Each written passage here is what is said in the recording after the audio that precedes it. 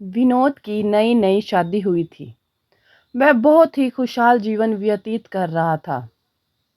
एक दिन पति पत्नी चाय पी रहे थे। तभी सुरेखा ने कहा, ये अंगूठी टाइट हो गई है, इसको आप थोड़ा सा खुला करवा कर ले आना। सुरेखा अंगूठी को टेबल पर रख कर बर्तन किचन में रखने के लिए चली गई। विनोद भी अखबार पढ़ने में व्यस्त हो गया। थोड़ी देर बाद देखा तो अंगूठी वहां पर नहीं थी। सुरेखा ने कहा, अंगूठी कहाँ है? सुरेखा ने देखा कि माताजी अपने कमरे में जा रही थी। सुरेखा ने कहा, जरूर इन्होंने ही उठाई होगी। फिर सुरेखा ने अपने पति को बोला कि आपके सामने तो मैंने अंगूठी रखी थी, अंगूठी कहाँ है?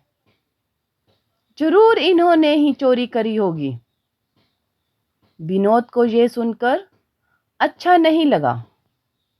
सुरेखा बार बार माताजी पर इल्जाम लगा रही थी और विनोद उसको अपनी हद में रहने के लिए बोल रहा था। पर सुरेखा मान नहीं रही थी और चीख चीख कर बोल रही थी, तुम्हारे और मेरे सिवा इस घर में है कौन?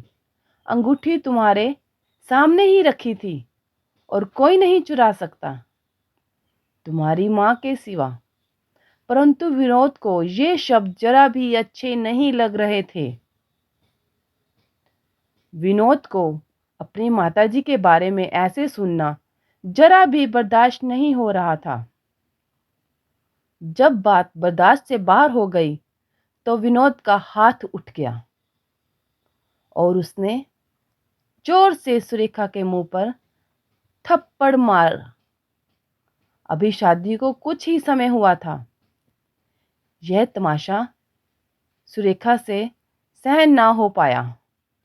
जाते जाते सुरेखा ने पूछा कि तुम्हें अपनी माताजी पर इतना विश्वास क्यों है?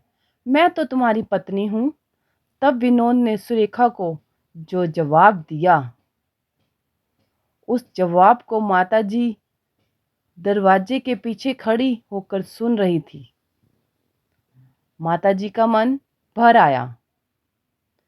फिर विनोद ने कहा, पिताजी के गुजर जाने के बाद मेरी माँ ने लोगों के घर बर्तन मांज कर मुझे पाल पोस कर इतना बड़ा किया है। जब वह घर आती थी तो मुझे रोज रोटी देती थी और खाली डब्बा बंद करके कहती थी कि इसमें मेरी रोटी है, इसको मैं बाद में खाऊंगी। मुझे पता होता था कि डब्बा खाली है, इसीलिए मैं भी आधी रोटी खाकर बोलता था कि मेरा पेट भर गया है। मेरी माँ मेरी बची हुई आधी रोटी खा लेती थी। इस तरह उन्होंने मुझे पाल पोस कर बड़ा किया है।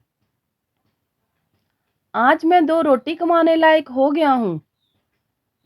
मैं कैसे भूल सकता हूँ कि माँ ने उस समय अपनी इच्छाओं को मारा और आज वह इस उम्र के पड़ाव पर किसी की अंगूठी की भूखी होंगी। मैं यह सोच भी नहीं सकता। तुम तो 3 महीने से मेरे साथ हो। मैंने तो बचपन से लेकर आज तक अपनी माँ की तपस्या को देखा है। यह सुनकर माँ की आंखों में आंसू झलक उठे और वह सोचने लगी कि बेटा उसकी आधी रोटी का कर्ज उतार रहा है।